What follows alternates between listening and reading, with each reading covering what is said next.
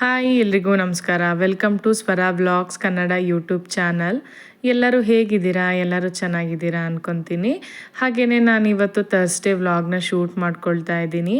ನಾನಿವತ್ತು ಥರ್ಸ್ಡೇ ಆಗಿರೋದ್ರಿಂದ ಸ್ವಲ್ಪ ಮನೇಲೆಲ್ಲ ಪೂಜೆನೆಲ್ಲ ಮಾಡಿಕೊಂಡು ವ್ಲಾಗ್ ಶುರು ಮಾಡೋ ಅಷ್ಟೊತ್ತಿಗೆ ಆಲ್ರೆಡಿ 11:50 ಆಗಿಬಿಟ್ಟಿದೆ. ಇವತ್ತು ಎಷ್ಟೊತ್ತಿದ್ರೂ ನಾನು ಈ ವ್ಲಾಗ್ನ ಮಾಡಲೇಬೇಕು ಅಂತ ಹೇಳಿ ಮಾಡ್ಕೊಳ್ತಾ ಇದ್ದೀನಿ. ತಮ್ಮನೇಲಿ ನೋಡಿದಾಗಲೇ ಗೊತ್ತಾಗಿರ್ಬೋದು, ಇವತ್ತು ನಾನು ಸ್ವಲ್ಪ ಪುಳಿಯೋಗರೆ ಪೌಡರ್ ಎಲ್ಲ ಬೇಕಾಗಿತ್ತು ಅಂತ ಹೇಳಿ ಮಾಡ್ಕೊಳ್ತಾ ಇದ್ದೆ. ಹಾಗೆಯೇ ಇದನ್ನು ಶೂಟ್ ಮಾಡ್ಕೊಳ್ಳೋಣ, ಒಂದು ಹೆಲ್ಪ್ ಆಗುತ್ತೆ ಯಾರು ವರ್ಕಿಂಗ್ ವುಮೆನ್ಸ್ಗೆ ಇಲ್ಲ ಮದರ್ಸ್ಗೆ, ನ್ಯೂ ಮದರ್ಸ್ಗೆಲ್ಲ ಹೆಲ್ಪ್ ಆಗುತ್ತೆ ಅಂತ ಹೇಳಿ ಮಾಡ್ಕೊಳ್ತಾ ಇದ್ದೀನಿ. ಥರ್ಸ್ಡೇ ಅಂದ್ರೇ ಹಾಗೆ ನಮ್ಮ ಮನೇಲಿ ಯಾವಾಗಲೂ ಪಾಸಿಟಿವ್ ಆಗಿ ಶುರುವಾಗುತ್ತೆ. ಥರ್ಸ್ಡೇ ಅಂದ್ರೇ ಪೂಜೆ ಎಲ್ಲ ಬೇಗನೆ ಎಲ್ಲ ಮಾಡಿಕೊಂಡು ಇನ್ನು ಬೇರೆ ಏನಿರುತ್ತೆ ನನ್ನ ಕೆಲಸಗಳನ್ನೆಲ್ಲ ಮಾಡ್ಕೊಳ್ತೀನಿ. ಮನೇಲಿ ಯಾವುದೇ ರೀತಿ ನಾನು ಕೆಲಸದವ್ರನ್ನಾಗಲಿ ಇಟ್ಕೊಂಡಿಲ್ಲ. ಹಾಗಾಗಿ ನಾನೇ ಸ್ವಲ್ಪ ಎಲ್ಲನೂ ಬೇಗ ಮನೆಯದೆಲ್ಲ ಎದ್ದು ಕ್ಲೀನ್ ಎಲ್ಲ ಮಾಡಿಕೊಂಡು ಆಮೇಲೆ ಪೂಜೆ ಮಾಡ್ಕೊಡ್ತೀನಿ. ಹಾಗಾಗಿ ಇಷ್ಟು 11:50 ಹತ್ತತ್ರ ಆಗೋಯಿತು.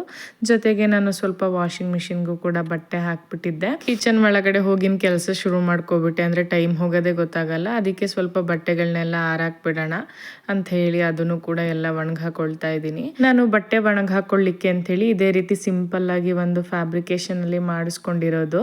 ನಮ್ಮದು ಮನೆ ಕನ್ಸ್ಟ್ರಕ್ಷನ್ ಶುರುವಾಗೋಕ್ಕಿಂತ ಮುಂಚೆನೇ ನಾನು ಎಲ್ಲದಕ್ಕೂ ಇದೇ ರೀತಿ ಬೇಕಂತ ಹೇಳಿ ಪ್ರಿಪೇರ್ ಆಗಿಬಿಟ್ಟಿದ್ದೆ. ಹಾಗಾಗಿ ನನಗೆ ಯಾವುದು ಪ್ರಾಬ್ಲಮ್ ಅಂತ ಅನ್ನಿಸ್ತಾ ಇಲ್ಲ. ಇದು ಆ್ಯಕ್ಚುಲಿ ಫೋಲ್ಡೆಬಲ್ ಕೂಡ ಇದೆ. ನಾವು ಯೂಸ್ ಮಾಡದೇ ಇದ್ದಾಗ ಇದನ್ನು ಫೋಲ್ಡ್ ಮಾಡಿ ಕೂಡ ಇಡ್ಬೋದು. ಇದೆಲ್ಲ ಯಾವ ರೀತಿ ಫೋಲ್ಡೆಬಲ್ ಆಗುತ್ತೆ ಅಂತ ಹೇಳಿ ನಿಮಗೆ ಇನ್ನೊಂದು ಸತಿ ಒಂದು ಡೀಟೇಲ್ ಆಗಿ ನೆಕ್ಸ್ಟ್ ಬ್ಲಾಗಲ್ಲಿ ಯಾವಾಗಾದ್ರು ಶೇರ್ ಮಾಡ್ತೀನಿ. ವಾಷಿಂಗ್ ಮಿಷಿನಿಗೆ ನಾನು ಯಾವಾಗ್ಲೂ ಹಾಕೊಳ್ಳೋದಿಲ್ಲ, ಒಂದು 2 to 3 ಡೇಸ್ಗೆ ಅಷ್ಟೇ ಹಾಕೊಳ್ತೀನಿ. ತೀರಾ ಚಿಕ್ಕ ಚಿಕ್ಕ ಬಟ್ಟೆಗಳು ಮಕ್ಳದಿರೋದನ್ನೆಲ್ಲ ನಾನು ಹ್ಯಾಂಡ್ ವಾಶೇ ಮಾಡ್ತೀನಿ. ಎಲ್ಲದನ್ನು ಕೂಡ ನಾನು ಮಿಷಿನ್ಗೆ ಹಾಕೋದಿಲ್ಲ. ತುಂಬ ಕೊಳೆ ಆಗಿರೋ ಅಂಥದ್ದನ್ನೆಲ್ಲ ನಾನು ಸೋಕ್ ಮಾಡಿಬಿಟ್ಟು ನಾನು ಫ್ರೀಯಾಗಿದ್ದಾಗಲೇ ಎಲ್ಲನೂ ಹ್ಯಾಂಡ್ ವಾಶ್ ಮಾಡ್ಕೊಳ್ತೀನಿ. ಬಟ್ಟೆನೆಲ್ಲ ಒಣಗಾಕಿದ್ದಾದಮೇಲೆ ಇನ್ನು ಕಿಚನಿಗೆ ಬಂದೆ ನನ್ನ ಕೆಲಸ ಶುರು ಮಾಡ್ಕೊಳ್ಳೋಣ ಅಂತ ಹೇಳಿ.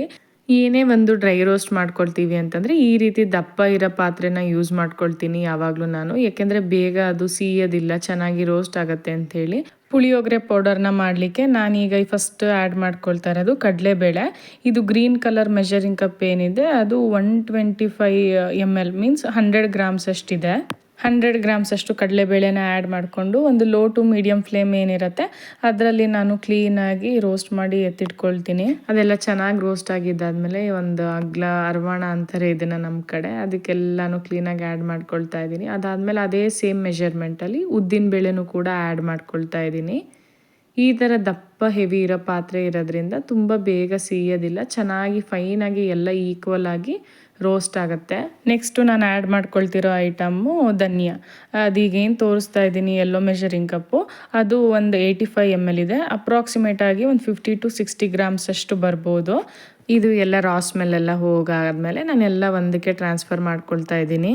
ನೆಕ್ಸ್ಟು ಅದೇ ಸೇಮ್ ಮೆಷರಿಂಗ್ ಕಪ್ಪಲ್ಲಿ ನಾನು ಜೀರಿಗೆನ ಆ್ಯಡ್ ಮಾಡ್ಕೊಳ್ತಾ ಇದ್ದೀನಿ. ಜೀರಿಗೆ ಫ್ಲೇವರ್ ಅಂತೂ ಈ ಬಿಸಿಬೇಳೆಬಾತ್ ಪೌಡರ್ಗಾಗಿರ್ಬೋದು ಇಲ್ಲ ಪುಳಿಯೋಗರೆ ಪೌಡರ್ಗಾಗಿರ್ಬೋದು ಸ್ವಲ್ಪ ವೇರಿ ಆದರೆ ಏನೂ ಪ್ರಾಬ್ಲಮ್ ಆಗೋದಿಲ್ಲ, ಚೆನ್ನಾಗಿರುತ್ತೆ. ಅದಾದಮೇಲೆ ನಾನು ನೆಕ್ಸ್ಟ್ ಆ್ಯಡ್ ಮಾಡ್ಕೊಳ್ತಾ ಇರೋಂಥ ಐಟಮು ಬಿಳಿ ಎಳ್ಳನ್ನು ಆ್ಯಡ್ ಮಾಡ್ಕೊಳ್ತಾ ಇದ್ದೀನಿ. ಸೇಮ್ ಅದು ಏನು 50 to 60 ಗ್ರಾಮ್ಸ್ ಅಷ್ಟು ಬರುತ್ತೆ ಆ ಮೆಷರಿಂಗ್ ಕಪ್ಪಲ್ಲಿ ನಾನು ಬಿಳಿ ಎಳ್ಳನ್ನು ಆ್ಯಡ್ ಮಾಡ್ಕೊಳ್ತಾ ಇದ್ದೀನಿ. ನಾನಿಲ್ಲಿ ಬಿಳಿ ಎಳ್ಳನ್ನು ಆ್ಯಡ್ ಮಾಡ್ಕೊಂಡಿದ್ದೀನಿ ಅಲ್ವಾ, ನೀವು ಬೇಕು ಅಂತಂದರೆ ಕಪ್ಪೆಳ್ಳು ಕೂಡ ಆ್ಯಡ್ ಮಾಡ್ಕೋಬೋದು, ಅದು ಕೂಡ ಇನ್ನೂ ಟೇಸ್ಟ್ ತುಂಬಾ ಚೆನ್ನಾಗಿರುತ್ತೆ. ಮತ್ತು ನಾವು ಇಲ್ಲಿ ಹುರಿಯೋದಕ್ಕೆ ಯಾವುದೇ ರೀತಿಯ ಆಯಿಲ್ನೆಲ್ಲ ಯೂಸ್ ಮಾಡ್ತಾ ಇಲ್ಲ, ಯೂಸ್ ಮಾಡ್ಕೊಳ್ಳಲ್ಲ ನಾನು. ಇದಕ್ಕೆ ಲಾಸ್ಟಿಗೆ ಮಾತ್ರ ಒಂದು ಸ್ವಲ್ಪ ಆಯಿಲ್ನ ಯೂಸ್ ಮಾಡ್ಕೊಳ್ತೀನಿ, ಒಂದಷ್ಟು ಐಟಮ್ಸಿಗೆ ಮಾತ್ರ. ಆಮೇಲೆ ಒಂದೇ ಸತಿ ಎಲ್ಲ ಐಟಮ್ನು ಕೂಡ ಹಾಕಿ ರೋಸ್ಟ್ ಮಾಡ್ಕೊಳ್ಳಲ್ಲ, ಯಾಕೆಂದರೆ ಅದಷ್ಟು ಚೆನ್ನಾಗಿ ಈವನ್ನಾಗಿ ರೋಸ್ಟ್ ಆಗಲ್ಲ ಅಂಥೇಳಿ. ನೆಕ್ಸ್ಟ್ ಇಲ್ಲಿ ನಾವು ಆ್ಯಡ್ ಮಾಡ್ಕೊಳ್ತಾ ಇರೋ ಅಂಥ ಐಟಮ್ಮು ಮೆಂತ್ಯ ಕಾಳನ್ನ ಡಿಪೆಂಡ್ಸ್ ಹಾಕ್ಕೊಳ್ಳಿ, ಇಷ್ಟ ಇದ್ದರೆ ಹಾಕ್ಕೊಳ್ಳಿ, ಬಟ್ ಇಲ್ಲ ಅಂದರೆ ಬೇಡ. ಕೆಲವೊಬ್ಬರು ಒಂದು ಸ್ವಲ್ಪ ಆ್ಯಡ್ ಮಾಡಿಕೊಂಡ್ರು ಸಹ ಕಹಿ ಬರುತ್ತೆ ಅನ್ನೋ ಥರ ಇರ್ತಾರೆ, ಆ ಥರ ಇದ್ದರೆ ಯೂಸ್ ಮಾಡೋಕ್ಕೆ ಹೋಗಬೇಡಿ. ನಾನಂತೂ ಒಂದು ಸ್ವಲ್ಪನೇ ಆ್ಯಡ್ ಮಾಡ್ಕೊಂಡಿದ್ದೀನಿ, ಜಾಸ್ತಿ ಆ್ಯಡ್ ಮಾಡಿಲ್ಲ ನಾನಿಲ್ಲಿ. ಹಾಗೆ ಅದಾದಮೇಲೆ ಸ್ವಲ್ಪ ಮೆಣಸು ಮಾತ್ರ ಒಂದು ಸ್ವಲ್ಪ ಹಾಕ್ಕೊಳ್ಳಿ, ಚೆನ್ನಾಗಿರುತ್ತೆ ಖಾರಕ್ಕೆ. ಯಾಕೆಂದರೆ ಈಗ ಒಣಮೆಣ್ಸಿನ್ಕಾಯಿ ಏನಾದರೂ ಸ್ವಲ್ಪ ಖಾರದಲ್ಲಿ ಹೆಚ್ಚು ಕಡಿಮೆ ಆಯ್ತಂದರೆ ಇದಿತ್ತು ಅಂತಂದರೆ ಬ್ಯಾಲೆನ್ಸ್ ಆಗುತ್ತೆ, ಅದಕ್ಕೋಸ್ಕರ ಮೆಣಸನ್ನ ಸ್ವಲ್ಪ ಹಾಕ್ಕೊಳ್ಳಿ ಚೆನ್ನಾಗೇ. ಅದಾಗಿದ್ದಾದಮೇಲೆ ಅದನ್ನು ಕೂಡ ಒಂದು ಸೈಡಿಗೆಲ್ಲನೂ ಟ್ರಾನ್ಸ್ಫರ್ ಮಾಡ್ಕೊಳ್ತಾ ಇದ್ದೀನಿ. ನೆಕ್ಸ್ಟ್ ಈಗ ನಾನು ಆ್ಯಡ್ ಮಾಡ್ಕೊಳ್ತಾ ಇರೋಂಥದ್ದು ಕರಿಬೇವನ್ನ ಮುಂಚೆನೇ ಚೆನ್ನಾಗಿರೋದು ಫ್ರೆಶ್ ಆಗಿ ತಂದು ಸ್ವಲ್ಪ ಡ್ರೈ ಆಗಿ ಅಂದರೆ ಬಿಸಿಲಿಗೆ ಒಣಗಿಸ್ಕೊಂಡಿದ್ದನ್ನು ಕೂಡ ಇನ್ನೊಂದು ಸತಿ ಫ್ರೈ ಮಾಡ್ಲಿಕ್ಕೆ ಹಾಕೋಬೋದು. ಇಲ್ಲ ಅಂತಂದರೆ ಹಸಿ ಕರಿಬೇವನ್ನು ಕೂಡ ತಂದು ಈ ಥರ ರೋಸ್ಟ್ ಮಾಡಲಿಕ್ಕೂ ಕೂಡ ಹಾಕ್ಕೊಳ್ಬೋದು. 1-2 ಹಿಡಿಯಷ್ಟು ಆ್ಯಡ್ ಮಾಡ್ಕೊಂಡಿದ್ದೀನಿ. ಅದನ್ನು ಕೂಡ ಎಲ್ಲ ಚೆನ್ನಾಗಿ ಫ್ರೈ ಆಗಿದ್ದಾದಮೇಲೆ ನಾನು ಇಟ್ಕೊಂಡಿದ್ದೀನಲ್ಲ ಆ ಪ್ಲೇಟಿಗೆ ಎಲ್ಲ ಟ್ರಾನ್ಸ್ಫರ್ ಮಾಡಿಕೊಂಡೆ. ಈಗ ನಾನು ನೆಕ್ಸ್ಟ್ ಹಾಕ್ತಾ ಇರೋದು ಒಣಮೆಣ್ಸಿನ್ಕಾಯಿ. ನಾನಿಲ್ಲಿ ಒಂದು 3 ಥರ ಒಣಮೆಣ್ಸಿನ್ಕಾಯಿನ ತೊಗೊಂಡಿದ್ದೀನಿ. ಒಂದು ಕಲರ್ ಬರೋದಕ್ಕಷ್ಟೇ ಬರುತ್ತಲ್ಲ ಅದು, ಇನ್ನೆರಡು ಥರದ್ದು, ಒಂದು ಬರೀ ಖಾರ, ಇನ್ನೊಂದು ಖಾರ ವಿತ್ ಕಲರು. ಇದಕ್ಕೆ ಮಾತ್ರ ನಾನು ಒಣಮೆಣ್ಸಿನ್ಕಾಯಿಗೆ ಮಾತ್ರ ಆಯಿಲ್ನ ಯೂಸ್ ಮಾಡಿಕೊಂಡು ಫ್ರೈ ಮಾಡ್ಕೊಳ್ತೀನಿ. ಇದು ಕೂಡ ಚೆನ್ನಾಗಿ ಎಲ್ಲ ರೋಸ್ಟ್ ಆಗಿದ್ದಾದಮೇಲೆ ಅದೇ ಪ್ಲೇಟಿಗೆ ಆ್ಯಡ್ ಮಾಡಿಬಿಟ್ಟು ಎಲ್ಲ ಕೂಲ್ ಆಗ್ಲಿಕ್ಕೆ ಬಿಡ್ತೀನಿ.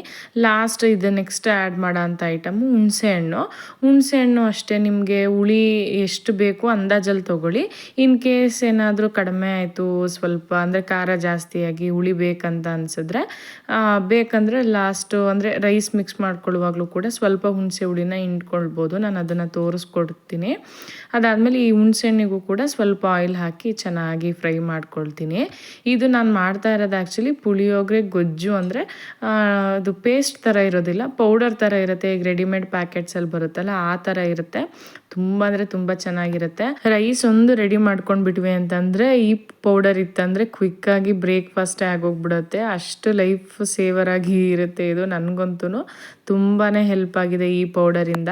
ವರ್ಕಿಂಗ್ ವುಮೆನ್ಸ್ಗಂತೂ ತುಂಬ ಹೆಲ್ಪ್ ಆಗುತ್ತೆ. ಹಾಗೆ ನ್ಯೂ ಮಾಮ್ಸ್ ಯಾರು ಇತ್ತಂತಂದರೆ ಮಕ್ಕಳು ಚಿಕ್ಕವರಿದ್ದಾಗ ಈ ಥರ ಮಾಡಿ ಇಟ್ಕೊಂಡ್ಬಿಟ್ರು ಅಂತೂ ಬೇಕು ಅಂದಾಗ ತಕ್ಷಣ ಒಂದು ಬ್ರೇಕ್ಫಾಸ್ಟ್ ಇಲ್ಲ ತಿಂಡಿ ರೆಡಿ ಆಗಿಬಿಡುತ್ತೆ. ಹಾಗೆ ಇದೆಲ್ಲ ಚೆನ್ನಾಗಿ ಆರೋ ಅಷ್ಟರಲ್ಲಿ ಒಂದು ಗರಂ ಮಸಾಲೆ ಪೌಡರ್ನ ತೋರಿಸ್ಬಿಡ್ತೀನಿ. ಅದಕ್ಕೆ ನಾನು ಫಸ್ಟು ಚಕ್ಕೆ, ಲವಂಗ, ಮೆಣಸು, ಬಿರಿಯಾನಿ ಎಲೆ, 2 ಏಲಕ್ಕಿ, ಹಾಗೆ ಸ್ವಲ್ಪ ಜೀರಿಗೆ, ಸೋಂಪು, ಒಂದು ಸ್ವಲ್ಪ ಧನಿಯಾ, 2 ಚಕ್ರ ಮೊಗ್ಗು, 2 ಮರಾಠಿ ಮೊಗ್ಗು, ಹಾಗೆ ಸ್ವಲ್ಪ ಜಾಪತ್ರೆ, ಗಸಗಸೆ, ಸ್ವಲ್ಪ ಒಣಮೆಣ್ಸಿನ್ಕಾಯಿ, ಎಲ್ಲ ಇದು ಮೆಣಸೆಲ್ಲ ಆ್ಯಡ್ ಮಾಡಿರ್ತೀವಿ. ಬಟ್ ಟೇಸ್ಟಿಗೆ ಅಂತ 2ರಿಂದ 3 ಒಣಮೆಣ್ಸಿನ್ಕಾಯಿ ಎಲ್ಲನೂ ಹಾಕಿ ಚೆಂದ ರೋಸ್ಟ್ ಮಾಡ್ಕೊಂಡು ಬಿಡಬೇಕು. ಏನು ಆಯಿಲ್ ಕೂಡ ಆ್ಯಡ್ ಮಾಡೋ ಹಾಗಿಲ್ಲ. ಇದನ್ನು ಕೂಡ ರೆಡಿ ಮಾಡಿ ಇಟ್ಕೊಂಡ್ಬಿಟ್ವಿ ಅಂದರೆ ನಾವು ಯಾವ ರೆಸಿಪಿಗಾದ್ರೂ ಯೂಸ್ ಮಾಡ್ಕೊಳ್ಬೋದು. ಅಷ್ಟು ಟೇಸ್ಟಾಗಿರುತ್ತೆ. ನಾವು ಹೊರಗಡೆಯಿಂದ ಗರಂ ಮಸಾಲ ಪೌಡರ್ ಪ್ಯಾಕೆಟ್ ತರೋದೇ ಬೇಡ. ಮೊದಲಾಗಿ ನಾವು ಈ ಥರ ಒಂದು ಪೌಡರ್ನ ಮಾಡಿ ಯೂಸ್ ಮಾಡಿಬಿಟ್ವಿ ಅಂದರೆ ತರಲಿಕ್ಕೆ ನಮಗೆ ಮನಸ್ಸಾಗೋದಿಲ್ಲ. ಅಷ್ಟು ತುಂಬಾ ಚೆನ್ನಾಗಿರುತ್ತೆ. ಮಿಸ್ ಮಾಡದೆ ಟ್ರೈ ಮಾಡಿ, ಓಕೆನಾ? ಅದಾದಮೇಲೆ ಈಗ ಪುಳಿಯೋಗರೆ ಪೌಡರ್ಗೆ ನಾನು ಎಲ್ಲ ರೋಸ್ಟ್ ಮಾಡಿರೋದೆಲ್ಲ ತಣ್ಣಗಾದ್ಮೇಲೆ ಫಸ್ಟು ಜಾರಿಗೆ ಒಣಮೆಣ್ಸಿನ್ಕಾಯಿನ ಮಾತ್ರ ಮಿಕ್ಸಿ ಮಾಡ್ಕೊಳ್ತೀನಿ. ಯಾಕೆಂದರೆ ಎಲ್ಲನೂ ಹಾಕ್ಬಿಟ್ವಿ ಅಂತಂದರೆ ಅದು ರುಬ್ಲಿಕ್ಕೆ ಆಗೋದಿಲ್ಲ ಅಂತ ಫಸ್ಟು ಒಣಮೆಣ್ಸಿನ್ಕಾಯಿ ಹಾಕಿ ಅದು ಚೆಂದ ಪೌಡ್ರ್ ಆಗಿದ್ದಾದಮೇಲೆ ಇನ್ನು ಬೇರೆ ರೋಸ್ಟ್ ಮಾಡ್ಕೊಂಡಿರೋದನ್ನೆಲ್ಲ ಆ್ಯಡ್ ಮಾಡ್ಕೊಳ್ತಾ ಇದ್ದೀನಿ. ಆ್ಯಕ್ಚುಲಿ ಇದನ್ನು ಏನಕ್ಕೆ ಇವತ್ತೇ ಥರ್ಸ್ಡೇ ಮಾಡ್ತಾ ಇದ್ದೀನಿ ಅಂತಂದರೆ ಅದಕ್ಕೂ ಕೂಡ ಒಂದು ರೀಸನ್ ಇದೆ. ನಮ್ಮಮ್ಮ ಹೇಳ್ಕೊಟ್ಟಿದ್ರು ನನಗೆ, ಈ ರೀತಿ ಯಾವುದೇ ಒಂದು ಡ್ರೈ ರೋಸ್ಟ್ ಆಗಿರ್ಬೋದು, ಈ ಥರ ಘಾಟ್ ಅಂಥದ್ದು, ಈಗ ಒಣಮೆಣ್ಸಿನ್ಕಾಯಿ ಎಲ್ಲ ಘಾಟ್ ಅಂಶ ಅಲ್ವಾ, ಅದನ್ನೆಲ್ಲ ಮಾಡುವಾಗ ನಾವು ಮಂಗಳವಾರ, ಶುಕ್ರವಾರ, ಅಮಾವಾಸ್ಯೆ, ಹುಣ್ಣಿಮೆಲಿ ಮನೇಲಿ ಮಾಡಬಾರ್ದು, ಮನೇಲಿ ಘಾಟ್ ಹತ್ತಿಸ್ಬಾರ್ದು ಅಂತ ನನ್ನ ಅಮ್ಮ ನನಗೆ ಹೇಳ್ಕೊಟ್ಟಿದ್ರು. ಅದಕ್ಕೋಸ್ಕರ ನಾನು ಇದನ್ನು ಯೂಶಲಾಗಿ ಗುರುವಾರ ಇಲ್ಲಾಂದರೆ ಸಂಡೇ ಮಾತ್ರ ಮಾಡೋದು. ನಾನು ನಿಮ್ಮ ಮನೇಲೂ ನಿಮ್ಮಮ್ಮ ಇದೇ ರೀತಿ ಹೇಳ್ತಿದ್ದೆ ಅಂದರೆ ಕಮೆಂಟ್ ಮಾಡಿ. ಈಗೆಲ್ಲ ಗ್ರೈಂಡ್ ಮಾಡ್ಕೊಂಡಿದ್ದಾದಮೇಲೆ ಸ್ವಲ್ಪ ಸಣ್ಣದಾಗೇ ಮಾಡ್ಕೊಳ್ಬೇಕು. ತುಂಬ ಕಾಳು ಅಂಶಗಳು ಇರಬಾರ್ದು, ಅಷ್ಟು ಚಂದ ಬರಲ್ಲ ಅದು. ಸ್ವಲ್ಪ ಚೆನ್ನಾಗಿ ನೈಸ್ ಪೌಡರ್ ಥರನೇ ಆಗಿರಬೇಕು. ಈ ಥರ ರುಬ್ಬುವಾಗ್ಲೇ ಅದು ಪುಳಿಯೋಗರೆ ಸ್ಮೆಲ್ಲು ಎಷ್ಟು ಚೆನ್ನಾಗಿ ಬರ್ತಾ ಇರತ್ತೆ ಗೊತ್ತಾ, ತುಂಬಾ ಚೆನ್ನಾಗಿರುತ್ತೆ. ಮಿಸ್ ಮಾಡದೆ ಟ್ರೈ ಮಾಡಿ, ಓಕೆನಾ? ಅದೆಲ್ಲ ಹೀಗೆ ಚೆನ್ನಾಗಿ ನಮಗೆ ಹದವಾಗಿ ಗ್ರೈಂಡ್ ಎಲ್ಲ ಆಗಿದ್ದಾದಮೇಲೆ ಸೇಮ್ ನಾನು ರೋಸ್ಟ್ ಮಾಡಿ ಇಟ್ಕೊಂಡಿದ್ದೀನಲ್ಲ ಅದಕ್ಕೆ ಹಾಕ್ಬಿಟ್ಟು ಸ್ವಲ್ಪ ಹೊತ್ತು ತಣ್ಣಗಾಗ್ಲಿಕ್ಕೆ ಬಿಟ್ಬಿಡ್ತೀನಿ. ಯಾಕೆಂದರೆ ಅದು ರುಬ್ಬಿದಾಗ ಕೆಳಗಡೆ ಇರೋ ಅಂಥದ್ದೆಲ್ಲ ಸ್ವಲ್ಪ ಹಿಟ್ಟಿಟ್ಟು ಥರ ಗಂಟು ಥರ ಆಗಿಬಿಟ್ಟಿರುತ್ತೆ. ಅದಕ್ಕೋಸ್ಕರ ಚೆನ್ನಾಗಿ ಇದಕ್ಕೆ ಹಾಕ್ಬಿಟ್ಟು ಗಂಟಿರೋದನ್ನೆಲ್ಲ ಸ್ವಲ್ಪ ಒಡೆದ್ಬಿಟ್ಟು ಸ್ವಲ್ಪ ತಣ್ಣಗಾಗಲಿಕ್ಕೆ ಅಂತ ಬಿಡ್ತೀನಿ. ಅದಾದಮೇಲೆ ಒಂದು ಏರ್ಟೈಟ್ ಬಾಕ್ಸಿಗೆ ಹಾಕಿ ಎತ್ತಿಟ್ಕೊಳ್ತೀನಿ. ಘಮನೆ ಎಷ್ಟು ಚೆನ್ನಾಗಿ ಬರ್ತಿರತ್ತೆ ಅಂದರೆ ತುಂಬ ಚೆನ್ನಾಗಿರುತ್ತೆ. ನನ್ನ ಮಕ್ಳಿಗಂತೂ ತುಂಬಾ ಇಷ್ಟ ಆಗುತ್ತೆ ಪುಳಿಯೋಗರೆ. ಆ್ಯಕ್ಚುಲಿ ನಾನು ಮಾಡೋದು ದಿನಕ್ಕೆ 3 ಸತಿ ಕೊಟ್ಟರು ಪುಳಿಯೋಗರೆನೇ ಕೊಡು ಅಂತಿರ್ತಾರೆ, ಅಷ್ಟು ಇಷ್ಟಪಡ್ತಾರೆ. ಅದಾಗಿದ್ದಾದಮೇಲೆ ಗರಂ ಮಸಾಲ ಅದು ರೋಸ್ಟ್ ಮಾಡ್ಕೊಂಡಿದ್ನಲ್ಲ ಅದನ್ನೂ ಕೂಡ ಹಾಕಿ ಗ್ರೈಂಡ್ ಮಾಡ್ಕೊಳ್ತಾ ಇದ್ದೀನಿ. ಇದಂತೂ ನಾನ್ ವೆಜ್ಜಿಗೆ ಮಾಡಿಸ್ದಂಗಿರುತ್ತೆ. ಅದೇ ರೀತಿ ವೆಜಿಟೇರಿಯನ್ಸ್ಗೆ ಈಗ ಮಶ್ರೂಮ್ ಆಗಿರ್ಬೋದು, ಪನ್ನೀರ್ ಆಗಿರ್ಬೋದು, ಗ್ರೇವೀಸ್ ಮಾಡಿದಾಗ ಇಲ್ಲ ಪಲಾವ್ ಮಾಡಿದಾಗ, ಟೊಮೆಟೊ ಬಾತ್ ಮಾಡಿದಾಗಂತೂ ತುಂಬ ಚೆನ್ನಾಗಿ ಮ್ಯಾಚ್ ಆಗುತ್ತೆ. ಅದಕ್ಕೆಲ್ಲ 1 ಸ್ಪೂನ್ ಆ್ಯಡ್ ಮಾಡಿಬಿಟ್ರೆ ಸಾಕು, ತುಂಬ ಚೆನ್ನಾಗಿರುತ್ತೆ. ಮಿಸ್ ಮಾಡದೆ ಎರಡೂ ಟ್ರೈ ಮಾಡಿ ಹೇಗೆ ಬಂತಂತ ಹೇಳಿ ನನಗೆ ಕಮೆಂಟ್ ಸೆಕ್ಷನಲ್ಲಿ ತಿಳಿಸಿ, ಮಿಸ್ಸೇ ಮಾಡಬೇಡಿ, ಓಕೆನಾ. ಅದಾದಮೇಲೆ ನಾನು ಪುಳಿಯೋಗರೆ ಪೌಡರ್ನ ಈಗ ಒಂದು ಗ್ಲಾಸ್ ಏರ್ ಟೈಟ್ ಬಾಕ್ಸ್ಗೆ ಹಾಕ್ಕೊಳ್ತಾ ಇದ್ದೀನಿ. ನಾನು ಈ ಪೌಡರ್ನ ರೆಡಿ ಮಾಡ್ಕೊಳ್ಳುವಾಗ ಎಲ್ಲ ಒಂದು ಐಟಮ್ನು ಕೂಡ ಸಪ್ರೇಟಾಗಿ ಈಕ್ವಲ್ ಆಗಿ ರೋಸ್ಟ್ ಮಾಡ್ಕೊಂಡಿರೋದ್ರಿಂದಾಗಿ ಇದನ್ನು ಆರಾಮ್ಸಾಗಿ ನಾವು ಒಂದು 3 ಮಂತ್ಸ್ ತನಕನೂ ಸ್ಟೋರ್ ಮಾಡ್ಕೊಳ್ಬೋದು ವಿತೌಟ್ ಏನು ಪ್ರಿಸರ್ವೇಟಿವ್ಸ್ ಇಲ್ದಲೆ. ನಾನು ಮೊದಲಿಂದನೂ ಪುಳಿಯೋಗರೆ ಪೌಡರ್ನ ಇದೇ ರೀತಿ ಮಾಡಿ ಸ್ಟೋರ್ ಮಾಡಿ ಇಟ್ಕೊಳ್ತೀನಿ. ತುಂಬ ಅಂದರೆ ತುಂಬಾ ಚೆನ್ನಾಗಿರುತ್ತೆ. ನಾನು ಯಾವುದೇ ರೀತಿ ರೆಡಿಮೇಡ್ ಪ್ಯಾಕೆಟ್ಸ್ ಪೌಡರ್ಸ್ನ ಯಾವುದನ್ನು ಕೂಡ ಯೂಸ್ ಮಾಡಲ್ಲ.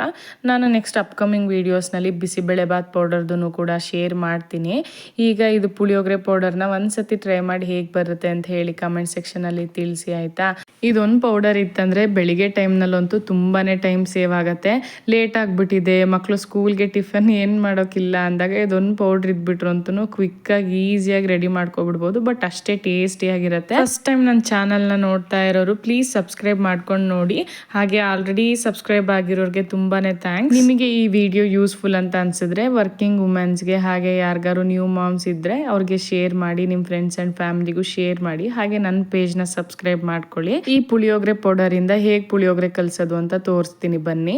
ಒಂದು ಕಡಾಯಿಗೆ ಸ್ವಲ್ಪ ಆಯಿಲ್, ಶೇಂಗಾ, ಕಡಲೆಬೇಳೆ, ಸಾಸಿವೆ, ಜೀರಿಗೆ, ಒಣಮೆಣಸಿನ್ಕಾಯಿ, ಕರಿಬೇವು ಎಲ್ಲ ಹಾಕಿ ಚೆನ್ನಾಗಿ ಫ್ರೈ ಎಲ್ಲ ಮಾಡ್ಕೊಂಡಿದ್ದಾದಮೇಲೆ ನಿಮಗೆ ಎಷ್ಟು ಬೇಕು ಪೌಡರು ಅಷ್ಟು 1 ಸ್ಪೂನ್ ಆರ್ 2 ಸ್ಪೂನ್ಸ್ ಎಷ್ಟು ಹಾಕಿ ಸ್ವಲ್ಪ ಸಾಲ್ಟ್ ಹಾಕಿಬಿಟ್ಟು ಸ್ವಲ್ಪನೇ ಫ್ರೈ ಆಗೋ ತನಕ ಬಿಟ್ಟು ಆಫ್ ಮಾಡ್ಕೊಳ್ಬಿಡ್ಬೇಕು. ಓವರ್ ಕುಕ್ ಆಗೋಯ್ತಂದರೆ ರೋಸ್ಟ್ ಆಗಿಬಿಟ್ಟು ಸೀದೋದಂಗೆ ಅನಿಸ್ಬಿಡುತ್ತೆ ಪೌಡರು. ಅದಾಗಿದ್ದಾದಮೇಲೆ ಆಫ್ ಮಾಡಿಬಿಟ್ಟು ಚೆನ್ನಾಗಿ ಉದ್ರಾಗಿ ಬೇಯಿಸ್ಕೊಂಡಿರೋ ರೈಸನ್ನು ಆ್ಯಡ್ ಮಾಡಿಕೊಂಡು ಇನ್ನೊಂದು ಸ್ವಲ್ಪ ಉಪ್ಪು, ಕೊತ್ತಂಬರಿ ಸೊಪ್ಪೆಲ್ಲ ಹಾಕಿ ಮಿಕ್ಸ್ ಮಾಡಿದ್ವಿ ಅಂತಂದರೆ ಪುಳಿಯೋಗರೆ ರೆಡಿ ಆಗಿಬಿಡತ್ತೆ. ಬೇಕಂತಂದರೆ ಸ್ವಲ್ಪ ಕೊಬ್ಬರಿ ತುರಿ ಹಾಗೆ ಕಪ್ಪೆಳ್ಳನ್ನು ಕೂಡ ಡ್ರೈ ರೋಸ್ಟ್ ಮಾಡಿ ಗ್ರೈಂಡ್ ಮಾಡಿಕೊಂಡು ಕೂಡ ಆ್ಯಡ್ ಮಾಡ್ಕೊಳ್ಬೋದು. ಅದಂತೂ ಇನ್ನೂ ತುಂಬಾ ಚೆನ್ನಾಗಿರುತ್ತೆ. ನಾವು ಒಣಮೆಣಸಿನ್ಕಾಯಿನ ಆ್ಯಡ್ ಮಾಡುವಾಗ ಕಲರು ಮತ್ತು ಖಾರ ಎಲ್ಲ ನೋಡಿ ಕರೆಕ್ಟಾಗಿ ಆ್ಯಡ್ ಮಾಡ್ಕೊಳ್ಬೇಕು. ಕಲರ್ ಇರೋದು ಹಾಕೋದ್ರಿಂದಾಗಿ ಈ ಥರ ಪುಳಿಯೋಗರೆ ಕಲಿಸ್ದಾಗ್ಲೂ ಕೂಡ ನೋಡಲಿಕ್ಕೂ ತುಂಬ ಕಲರಾಗಿ ಚೆನ್ನಾಗಿ ಕಾಣುತ್ತೆ ಪುಳಿಯೋಗರೆ. ನಾವು ಕಲರ್ ಬರೋ ಅಂಥ ಮೆಣಸಿನ್ಕಾಯಿ ಅಂದರೆ ಬ್ಯಾಡಗಿ ಮೆಣಸಿನ್ಕಾಯಿನ ಜಾಸ್ತಿ ಆ್ಯಡ್ ಮಾಡಲಿಲ್ಲ ಅಂತಂದರೆ ಕಲಿಸ್ದಾಗ್ಲೂ ಕೂಡ ಪುಳಿಯೋಗರೆ ಆ್ಯಕ್ಚುಲಿ ಕಲರಲ್ಲೇ ಕಾಣಲ್ಲ, ಒಳ್ಳೆ ವೈಟ್ ರೈಸ್ ಥರ ಅನಿಸ್ತಾ ಇರುತ್ತೆ. ಹಾಗಾಗಿ ನಾವು ಹಾಕುವಾಗ ಒಣಮೆಣಸಿನ್ಕಾಯಿನ ಎಲ್ಲ ಕರೆಕ್ಟಾಗಿ ನೋಡಿ ಹಾಕ್ಕೊಳ್ಬೇಕು. ಲಾಸ್ಟಿಗೆ ಕೊತ್ತಂಬರಿ ಸೊಪ್ಪನ್ನ ಆ್ಯಡ್ ಮಾಡ್ಕೊಂಡು ಈ ಥರ ಮಿಕ್ಸ್ ಕೊಟ್ಟರೆ ನೋಡಿ ಎಷ್ಟು ಚೆನ್ನಾಗಿದೆ, ತುಂಬ ಚೆನ್ನಾಗಿರುತ್ತೆ. ಮಿಸ್ ಮಾಡದೆ ಟ್ರೈ ಮಾಡಿ. ಹಾಗೆ ಈ ವ್ಲಾಗ್ ನಂದು ಇಷ್ಟ ಆಗಿತ್ತಂದರೆ ಪ್ಲೀಸ್ ಲೈಕ್ ಮಾಡಿ, ಶೇರ್ ಮಾಡಿ. ಈ ವಿಡಿಯೋ ಯೂಸ್ ಆಗೋಂತಹ ನಿಮ್ಮ ಫ್ರೆಂಡ್ಸ್ ಆ್ಯಂಡ್ ಫ್ಯಾಮಿಲಿಗೂ ಕೂಡ ಶೇರ್ ಮಾಡಿ. ಹಾಗೆ ನನ್ನ ಪೇಜ್ನ ಸಬ್ಸ್ಕ್ರೈಬ್ ಮಾಡ್ಕೊಳ್ಳೋದು ಮರಿಬೇಡಿ. ಕೊನೆ ತನಕ ಈ ವ್ಲಾಗ್ನ ನೋಡಿ ನಂಗೆ ಸಪೋರ್ಟ್ ಮಾಡಿರೋರಿಗೆ ತುಂಬ ಅಂದರೆ ತುಂಬ ಥ್ಯಾಂಕ್ಸ್. ಮತ್ತೆ ಮುಂದಿನ ವ್ಲಾಗಲ್ಲಿ ಸಿಗ್ತೀನಿ. Thank you so much for watching. Take care, bye.